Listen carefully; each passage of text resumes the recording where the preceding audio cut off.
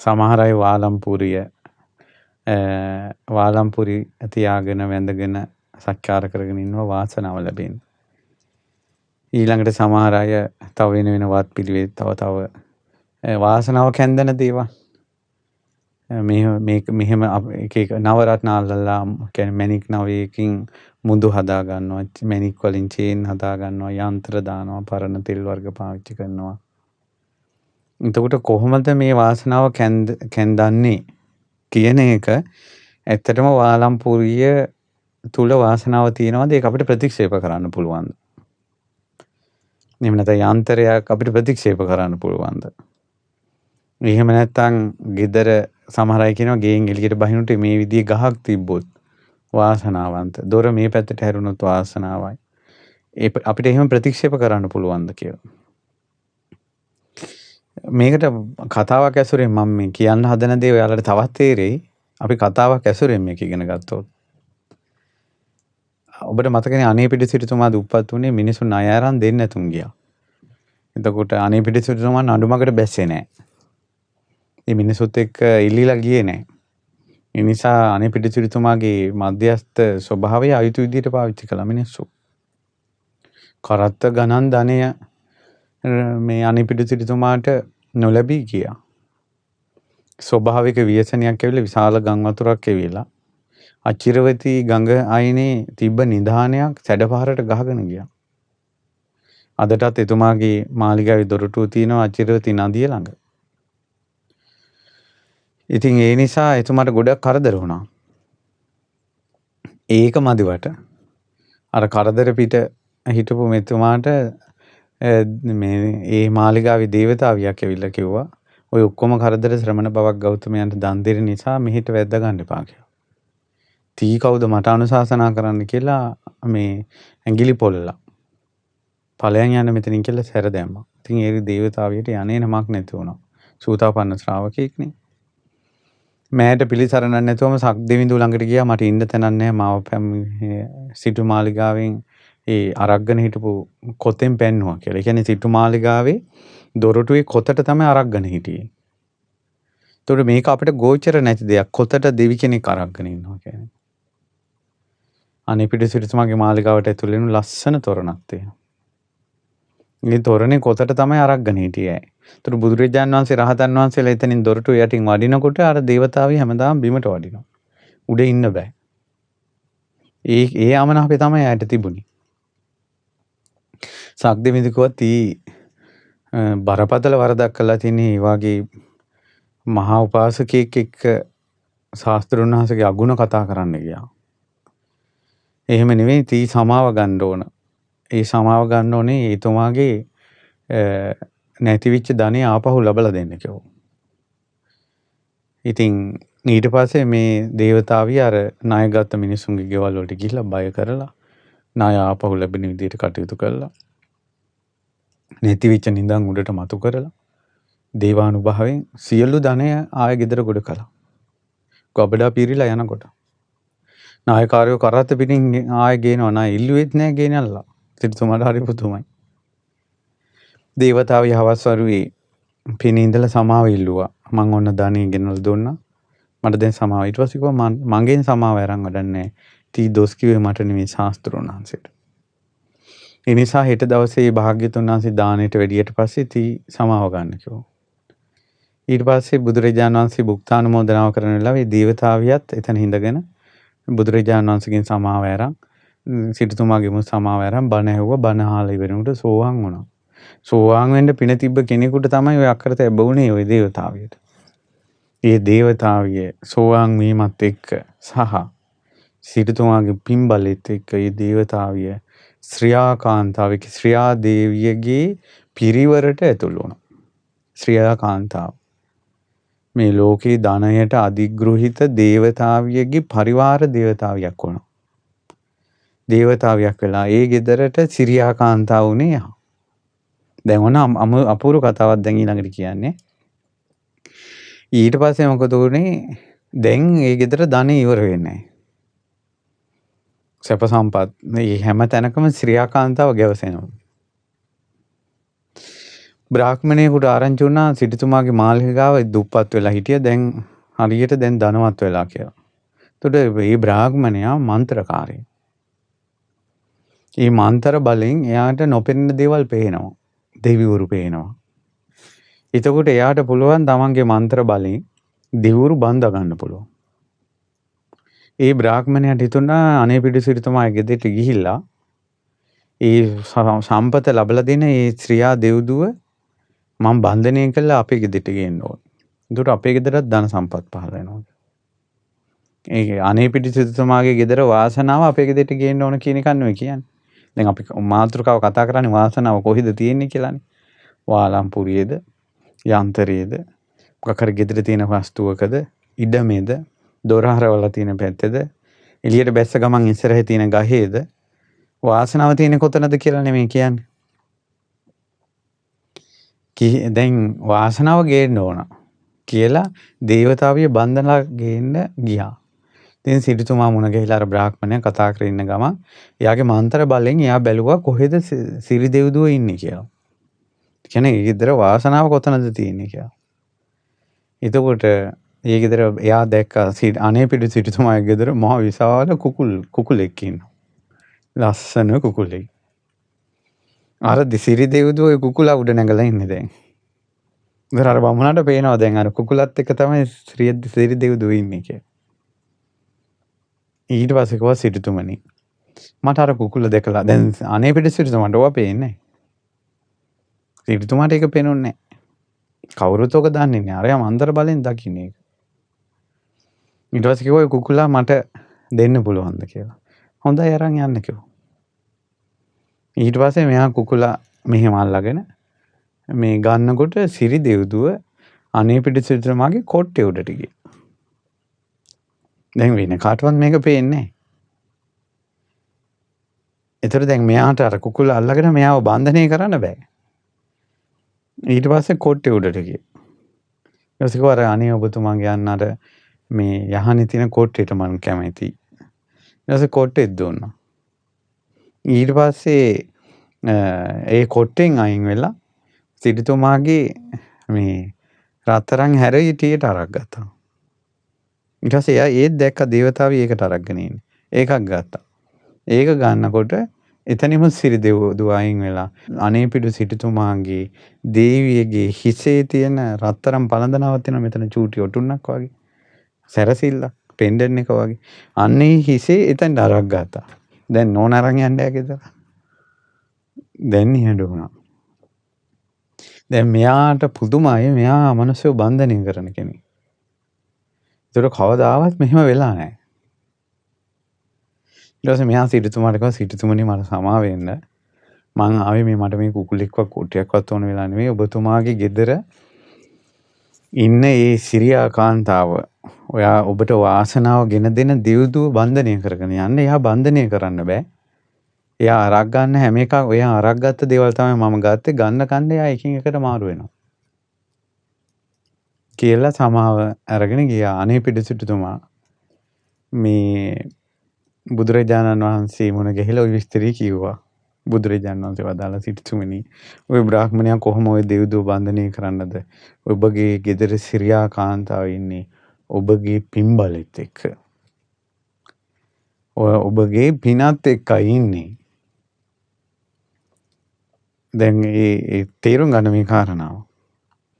එතකොට ඒ ඔබගේ වාසනාවත් එක්කයි ඒ ශ්‍රියා කාන්තාව ඉන්නේ. කියන්නේ ඒ ඔබට වාසනාව තියෙනවා ඔබට පින්බලය තියෙනවා කියන එකේ සංකේතය තමයි ඔබගේ ගෙදර ශ්‍රියා දෙව්දුවක් සිටීම. ඒක වාසනාවේ සංකේතයක්. එතකොට ඒ ශ්‍රියා දෙව්දුව සිටීමෙන් සම්පත තව මතුවෙනවා. හැබැයි ඒක ලැබුණේ ඔබතුමාගේ පින්බලයට. ඉතින් ඒ නිසා යාට සිරියා දෙව්දුව බන්ධනය කරගෙන යන්න නම් එහෙනම් සංසාරේ ඔබතුමා කරපු සියලු පින්බලෙත් හොරාගෙන යන්න පුළුවන් වෙන්න ඕන කිව්වා. පුඤ්ඤං චෝරේහි දූහරං. පින කියන එක හොරුන්ට ගන්න පුළුවන් දෙයක් නෙවෙයි. සිටුතුමනි මේ පින තියෙන කෙනාට යහපත පහළ වෙනවා කියන එක ඒක අනුන්ට ගන්න බෑ කියන එක වාසනාව Taman ළඟින් යනවා පින නැත්තම් වාසනාව Taman කරා එන්නේ. කියන්නේ සිරියා දෙව්දුව ළඟින් යනවා Tamanට පින් නැත්තම් සිරියා දෙව්දුව ළඟ නවතින්නේ නැහැ. කියලා අතීතයේ විස්තරයක් වදාලා. දැන් අර දැනට කිව්ව කරුණොත් එක බලන්නකෝ. යම්කිසි ගෙදරක අපි කියමු පැරණි සීයලා වාලම්පුරියට වඳිනවා කියලා කියන්නකෝ. නැත්නම් ඒකේ මල් දාලා බුදුන් වඳින තැන තියලා තියෙනවා. එතකොට එයාට විශ්වාසයක් ඇති වෙනවා. එයාගේ ගෙදරට ගොඩක් දාන සම්පත් ලැබෙනවා. අගහිග කන්නේ. එතකොට එයාට හිතෙනවා මට අපේ ගෙදරට මේ සම්පත තියෙන්නේ මේ වාලම්පුරිය තියෙන නිසා කියලා. නමුත් ඇත්ත කතාව ඕක නෙවෙයි. ඒ ගෙදර ගෘහමූලිකා හෝ ඒ ඉන්න කෙනෙක්ගේ පින්බලයක් තියෙනවා. ඒ පින්බලයට වැඩ කරන ඉෂ්ට දේවතාවා අරක්ගෙන ඉන්නේ වාලම්පුරියට. ඒ වාලම්පුරිය වෙන ගෙදරකට ගෙනිච්ච කියලා ලැබෙන්නේ නැහැ. මං කියන එක පැහැදිලිද?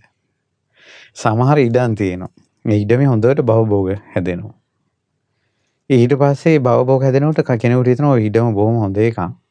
අපේ ඉඩම ගමු කියලා. නමුත් ඒ ඉඩම සමහරලාට හොඳට භවභෝග හැදෙන්නේ ඒ ඉඩම් හිමියාගේ පින්බලයට එක්ක. ඊළඟ මිනිස්සයා එතෙන්ට ගියාට පස්සේ ඒ මිනිස්සයාට කලින් මිනිස්සයාගේ විදිහට ඉඩම yaadෙන්නේ නැහැ. yaadෙන්නේ නැති ඉඩමක් තියෙනවා. ඊට පස්සේ මිනිස්සු කියනවා ඔක ගන්න එපා වැඩක් නැහැ. ඔකේ මොකවත් හැදෙන්නේ නැහැ කියලා. පින්වන්ත කෙනෙක් ඔය ඉඩම ගන්නවා. ගල උඩ හරි භවභෝග හැදෙනවා. ඒ පින කියන එක පුදුම එකක්. බුදුරජාණන් වහන්සේ ඔය සිරි ජාතකයේ කියන ජාතක කතාවේ පින පුදුම විදිහට වර්ණනා කළා.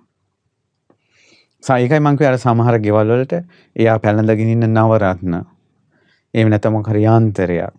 මොකක් හරි ඒ වගේ ආරක්ෂිත දෙයක්. වාසනාව කැන්දෙන මැණිකක්. මොකක් හරි එයාලා ගෙදර තියෙනවා කියන්නේ. ඒතකොට එයා විශ්වාස කරනවා ගෙදර අඩු පාඩුකම් නැත්තේ. එයා හිතන දේවල් සිද්ධ වෙන්නේ. ගෙදර සල්ලි භාගය වැඩිපුර ගැවසෙන්නේ මේ මැණික නිසා කියලා. නමුත් ඇත්තම දේ ඒක නෙවෙයි. එයාගේ වාසනාව කැන්දෙන ඉෂ්ට දේවතාව ඒකට අරගෙන ඉන්නවා. ඇත්තටම එයා ඒ විදිහට සැලකුවට කමක් නැහැ. නමුත් ওই මැනික වෙන කෙනෙක් ගියා ගෙනිච්චා කියලා ඔක ලැබෙන්නේ නැහැ. එයාට වාසනාව නැත්තම්. දැන් අර අනේපිඩු සිටුතුමාගේ ගෙදර අර මේ මේ කුකුලා එහිමිනි යනකොට මොහොත් දෙවෙන්ද කුකුලේ. ඒ ගෙදරට අර මේ දිව්‍ය ලෝකෙන් සිරියාව රශ්මි ධාරාව දම්පු කුකුලෙක් වගේ. ඒක ශාස්ත්‍ර බලන කෙනෙකුට පේනෙන්න පුළුවන් අනේපිඩු සිටුතුමාගේ ගෙදරට සැප සම්පත් පහළ වෙන්නේ ඒ ගෙදර ලස්සන කුකුලෙක් ඉන්න නිසා කියලා. නමුත් ඇත්තටම වුණ දේ තමයි මේ සිටුතුමාගේ වාසනාවට පහළ වුණ ශ්‍රියාකාන්තාව අරගෙන හිටිය කුකුලාට. නැත්තම් දැන් කුකුලගෙන් හැරමිටියට අරක් ගත්තානේ. එතකොට ඒ රත්තරන් දණ්ඩ කෙනෙකුට සාත්‍ර බල්ලා කියන්න පුළුවන් ඒ සිටුතුමාට හරියන්නේ ඔය ඒ සිටුතුමාගේ ගෙදර රත්තරන් දණ්ඩක් තියෙන නිසා කියලා. නමුත් ඇත්ත කතාව තමයි යාගේ වාසනාවට අරක්ගෙන ඉන්නේ ශ්‍රියාකාන්තාව ඒ අර රන් දණ්ඩට. මේක තේරුම් ගන්න. දැන් ওই ශ්‍රියාකාන්තාවට මේ තොරණට අරක් ගත්තේ. අන්න ඒ වගේ. නිසා සෑයකට වුණත් ඒ සෑය රකින්න දෙවියෝ සමහරට සෑය චූඩාමාණික්කයට කොතට අරක් ගන්නවා. සෑය ගර්භයට අරක් ගන්නවා. පහනට අරක් ගන්නවා. සමහර වෙලාවට සමහර කෙනෙකුට හිතේ විශ්වාසයක් තියෙන්න පුළුවන් හොඳට ධන ධාන්‍ය භවභෝග සම්පත් තියෙන. එයා යම්කිසි කෙනෙකුට පහනක් තියෙනවා. එයාට භවභෝග සම්පත් ගොඩාක් ලැබෙනවා. එයා හැමදාම හිතනවා මට පහන තිබ්බොත් තමයි ඒක ලැබෙන්නේ කියලා. එයාගේ විශ්වාසයක් තියෙනවා. ඒක වෙන්නේ එයාගේ වාසනාව කැන්දෙන ඉෂ්ට දේවතාවා අරක් ගන්නේ පහනට. හැබැයි එයා විදිහට වෙන කෙනෙක් පහන තිබ්බා කියලා එයාට ඒ වැඩේ වෙන්නේ නැහැ. මොකද එයාට ඒ පින නැත්තම්. මම කියන එක ඔයාලට තේරෙනවද දන්නේ? හැමෝටම එක විදිහටම හරියන්නේ නැහැ. එක එකිනාට වාසනාව කැන්දෙන්නේ වෙන විදිහකට. ඔය වාලම්පුරි කතාවත් ඔහොම තමයි ඇවිල්ලා තියෙන්නේ. කියන්නේ සමහර මිනිසුන්ට වාලම්පුරිය ගෙදර තියාගෙන ඉන්නකොට ගොඩාක් ධන සම්පත් පහළ වෙලා. ඒකට එයාලට හිතෙනවා වාලම්පුරිය ගෙනාපු නිසා තමයි ඒක උනේ කියලා. නමුත් ඇත්තටම උනේ වෙන දෙයක්. ඒ කියන්නේ එයාලගේ ඉෂ්ට දෙවියෙකුට අරක් ගත්තා.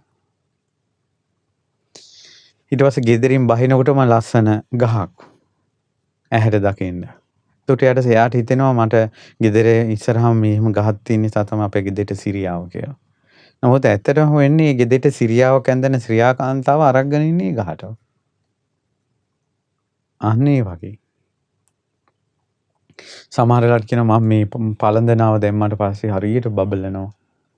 ඒකට එයාගේ සිරියාවට අරක්ගත දේවතාවි ඒකට තමයි අරක් ගන්න. මේක ඉතින් මේ නොපෙනෙන විෂයක් ඉතින්. මේ ජාතක කතාවෙන් තමයි තීරුම් ගන්න තියෙන්නේ. දැන් බුදුරජාණන් වහන්සේ තව පැත්තක් විස්තර කරනවා මේකේ. කියන සිටුතුමනි දුප්පත් මිනිසෙක් ඉස්සර දරගෙන ගිහිල්ලා මහන්සියට දර ටික මේ ගහක් යට දාලා දර ටිකට මොළුව තියාගෙන ගහක් යට නිදාගත්තා.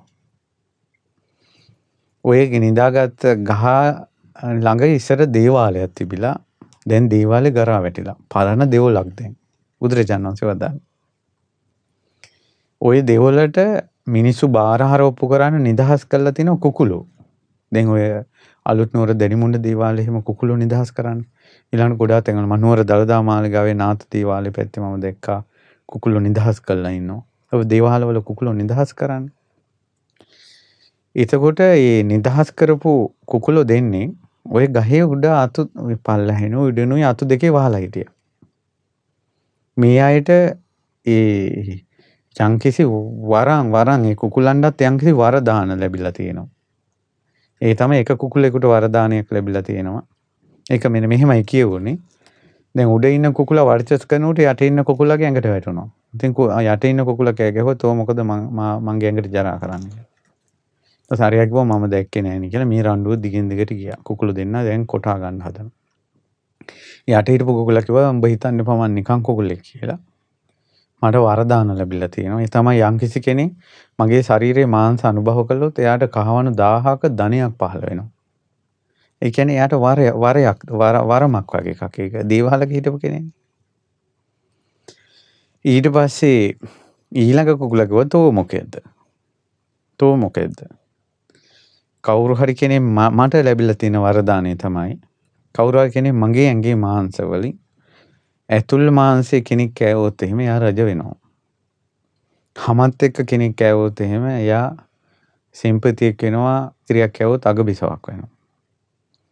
ඊළඟට ඇටකටුත් එක්ක මාංශය කෑවොත් එහෙම රාජ කුළුපග රජතුමාට ගොඩාක් හිතවත් කෙනෙක් වෙනවා. උඹට තියෙනවද එහෙම එකක් කියලා මේ දෙන්න රණ්ඩු වෙනවා.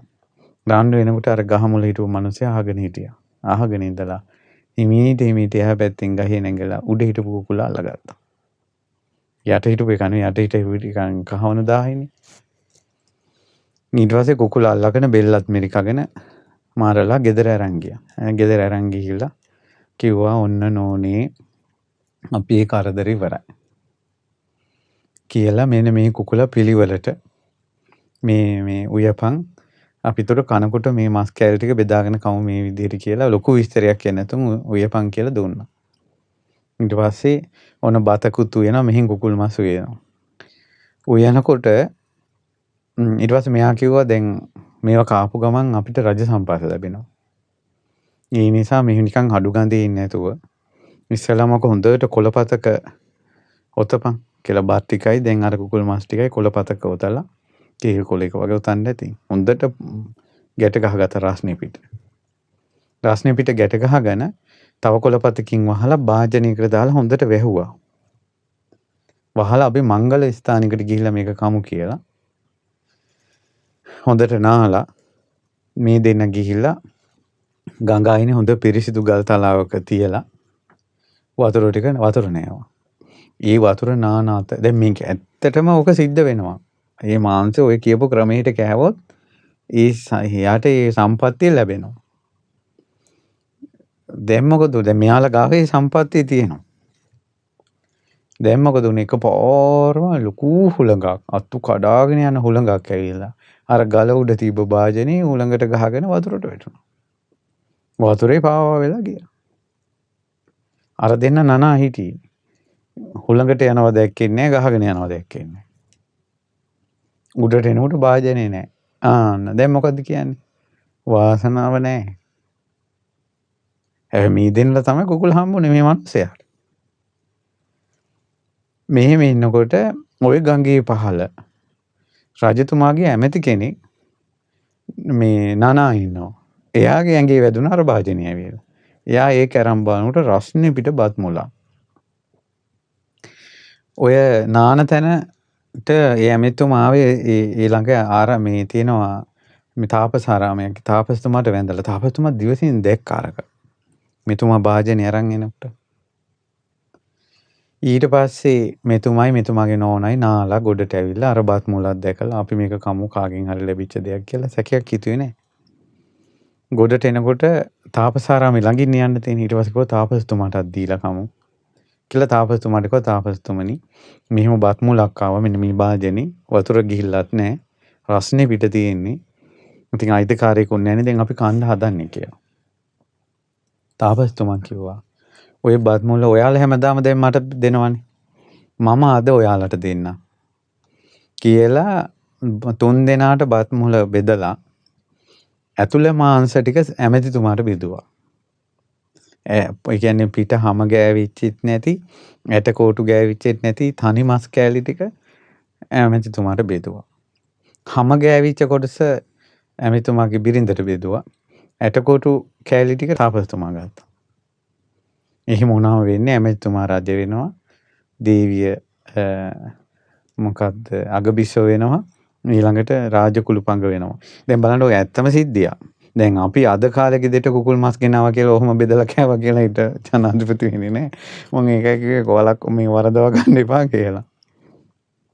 ඒක උනේ ඒ කුකුල්ලට තිබ්බ වරදානයක්. ඒක වාලම්පුරි කතාවත් ඔන්න ඔය වගේම තමයි. හැම කෙනාටම වාලම්පුරි හරියන්නේත් නැහැ. හැම කෙනාටම නවරත්න මාණික්කේ හරියන්නේත් නැහැ.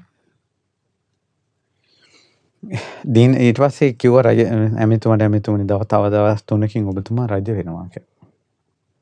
ඒ නිසා ඉදිරියට එන අභියෝග වලට මුහුණ දීගෙන ඉන්න කියලා.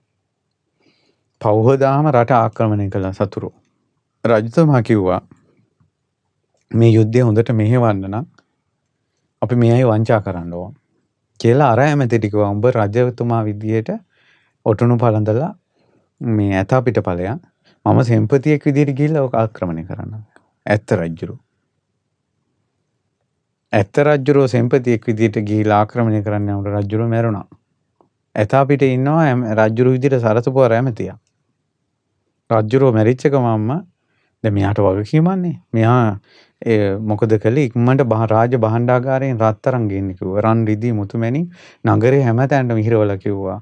මේ ධනෙ උඹලා ගනින්න ඉස්සලා යුද්ධ කරපල්ලා කියලා. ගාමට නගරේ හිටව පොඩි උන් පවා අවි ආයුධ අරගෙන යුද්ධෙට ගියා. යුද්ධෙන් ඇවිත්තුමා දිනුවා. දිනුවට පස්සේ අර පිරිස ඇහුවා දැන් අපේ රජුරෝ මැරුණා කවුද ඊළඟට රජ කරන්නේ? ඇමති මණ්ඩලය කිව්වා.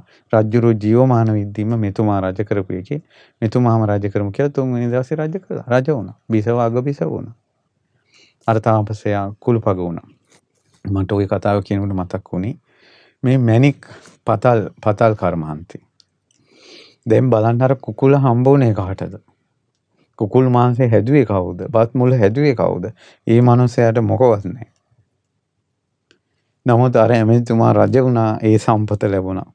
අන්න ඔය වගේ සමහරට පතල් ආරන මනුස්සයාට සොච්චමයි. අතරමැදි කෙනෙකුට ලොකු කෝටි ගණන් ධනෙ. අපි හාසූස් කෑවට ඇත්තටම මැණික ලැබිලා තියෙන්නේ පතල් ආරපු කෙනාගේ වාසනාවට නෙවෙයි මුදලාලිගේ වාසනාවට. ඒක නෑ කියලා කියන්න බෑ. ඇත්ත කතාව ඒක. කර්මාන රූපයි. මම ඒක දැන් මේකේ තව විස්තර ඉතින් ගොඩාක් තියෙනවා ඒව ගැන කතා කරන්න වාසනාව. ඒ කියන්නේ තමන්ගේ පින් බලයේත් එක මේක වෙන්නේ. මට ළමයෙක් කිව්වා රත්නපුරේ මෙයා පොඩියට මැණික් කර්මාන්තේ පටන් ගත්තා කිව්වා.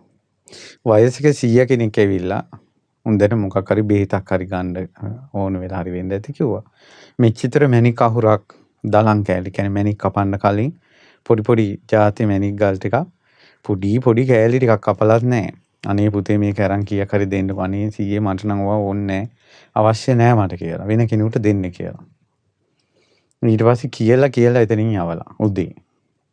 හැන්දෑවේ තරුන්දා අරන් ඇවිල්ලා පුතේ මේක අරන් කීයක් හරි දෙන්න. ඊට පස්සේ කිව්වා සීයේ මට ඕනේ නැහැ ওই ටික කියලා. ඊට පස්සේ නැහැ නම්බ නිකන් තියාගනි කියලා අර සීයා අර මැණික් අහුර නිකන් දීලා ගිහලා පොඩි shopping එකක් උතා. ඊට පස්සේ එයාට මං හිතුවේ එයා මට කිව්වා යනවා මේක බස් එකට වක් ගන්න කියලා රුපියල් 500ක් දුන්නා කිව්වා 100ට. ඉන්කල ඔක ගෙනල්ලා රාක්කේ තිබ්බා කිව්වා. පස්සේ දවසක් මේ ළමයා නිකන් ඉන්න ගමන් ඕකෙන් ගලක් හිමීට ඔය පොඩි ගල් ටිකෙන් එක චූටි ගල් කැල්ලක් අරගෙන ඒක හිමීට කපලා මැණික් වෙළඳ පොළට ගියා. ඒ මැණික එයාගෙන් තව කෙනෙක් අරන් තිනවා ලක්ෂ 16ට ගත්තා කිව්වා ඒ ගල. අර අහුරෙන් එක ගලක් කපලා. දැන් ඒ සීයා එදායින් පස්සේ දැක්කේත් නෑ කිව්වා කොහෙද ඉන්නේ කියලා දන්නෙත් නෑ කිව්වා. ඊට පස්සේ කිව්වා ඉන්නවනම් කීයක් හරි දෙන්නත් තිබ්බා හඳුරන්නේ කියලා. මම බලන්නකො එක එක්කෙනාගේ වාසනාව කරගෙන හැටි. ඒකට මේ මැණික් අහුර ඒ සීයාට ලැබුණේ සීයාගේ වාසනාවටද අර කොල්ලගේ වාසනාවටද? කොල්ලගේ වාසනාව. ආන්න එහෙමයි මේක කැරකි කියන්නේ. අපි හාසුස් ගෑවට. අපි කියනවා අරයා නිදන් ගත්තා, මෙයා නිදන් ගත්තා, අරයා ගත්තා, මෙයා ගත්තා කියලා. ඔක්කොටම එහෙම හරියන්නේ නැහැ. තමාට වාසනාව තියෙන්න ඕන. තමාට පින්බලේ තියෙන්න ඕන. ඒ නිසා සිරියා කාන්තාව ඉන්නේ පින් තියෙන කෙනා ළඟ. වාසනාව තියෙන්නේ පින් තියෙන කෙනා ළඟ. දියුණුව තියෙන්නේ පින් තියෙන කෙනා ළඟ. ඒ නිසා දානමය වශයෙන් පින් කරන්න. සීලමය වශයෙන් පින් කරන්න. භාවනාමය වශයෙන් පින් කරන්න. කරුණා, මෛත්‍රිය, දයාව, අනුකම්පාව ජීවිතයට එකතු කරගන්න. එහෙම කරගෙන ගොඩක් ජීවිතේ පින්වන්ත කරගන්න. සිරියා කාන්තාව හැමතැනටම අරක් ගනි. දොරටුවක් ගානේ ඊළඟට මේ පවුරු පදනම් ප්‍රාකාර යාන වාහන හැම එකකටම සිරියා කාන්තාව අරක් ගනි. තමන්ගේ බිරිඳගේ හිසට සිරියා කාන්තාව අරක් ගත්තා කියනවනේ අනේ පිටිසිරිසමාගේ බිරිඳගේ. එතකොට කෙනෙක්ගේ මෝන ප්‍රියමනාප වෙච්ච ගමන්ම කියනවනේ මෙයා සිරියා කාන්තාවයි කියලා. එතකොට එයාගේ අතින් උයන දානේ ආහාර ටික පව රස වෙනවනේ. කොහොමද අනේ පිටිසිරිසමාගේ ගෙදර තිබිලා තියෙන විදිහ? පින්බලේ නිසා. ඒ නිසා පිනත් එක්කයි වාසනාව තියෙන්නේ ඉඩමකවත් දොර හරවල තියෙන පැත්තේවත්. එහෙම නෙවෙයි ඒව බලපාන්නේ අර පින තියෙන කෙනාගේ පිනට අනුව ඒවට අරක් ගන්නවා. ඉතින් මේක අපිට 100% වාස්තු විද්‍යාව ප්‍රතික්ෂේප කරන්න බෑ. මංගල සම්මත වස්තු ගෙවල් වල තියෙන එක ප්‍රතික්ෂේප කරන්න බෑ. මොකද ඒවා තියෙන සමහර අයට හරියනවා සමහර අයට හරියන්නේ නැහැ. ඒතර හරියන කට්ටියක් ඉන්න නිසා ප්‍රතික්ෂේප කරන්නත් බෑ. නමුත් ලෞතර බුදුරජාණන් වහන්සේ වදාළේ ඒකෙන් වාසනාව කැන්දෙන්නේ ඒක අයිති පුජ්‍යලයා තුල පින්බලේ තියෙන්න ඕන කියලා. ඒ නිසා අපි ඔක නොදන්න කාරණාවක් ඔය කතා කළේ. ඔක සවිස්තරව කතා කරන අපි ඉදිරියට දීර්ඝ දේශනාවකදී අපි ඔය ගැන තවත් සාකච්ඡා කරමු. හොඳයි ඉතින් ඒ නිසා එහෙනම් මෙයාලගේ විවාහ සංවත්සර වෙනුවෙන් ආශිර්වාද කරනවා. ඔයාලගේ ජීවිතේ ගොඩාක් පින්වන්ත කරගන්න. එතකොට ඔයාලගේ ජීවිතේට ශ්‍රියාකාන්තාව වරක් ගනීවි.